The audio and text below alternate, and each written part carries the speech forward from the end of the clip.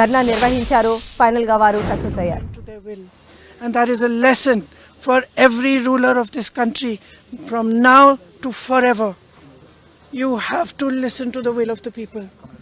In this country, this is a democracy. The will of the people is paramount. There is nothing above it.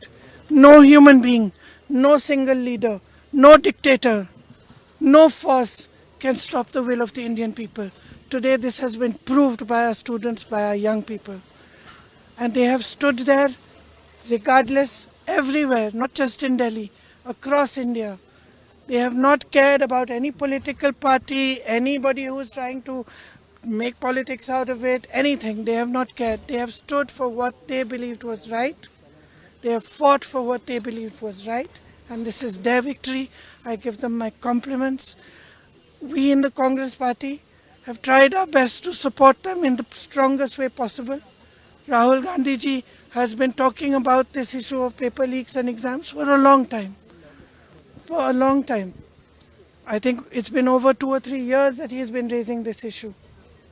So I think that I want to compliment him as well, because he has raised this issue and he has got the rest of us in the party, the NSUI, the Youth Congress, to not only support the students but to create a movement all across the country for the rights of students, for the reform of our education system. So now I think this is the beginning. But I'm really, really happy. I got a little bit emotional when I heard this news, because many times in these last 10 or 12 years, I've thought to myself, when are our young people going to wake up? Look what is being done to our country. RSS is filling the entire educational system. Every post, every vice chancellor, the ideology of our forefathers has been broken down.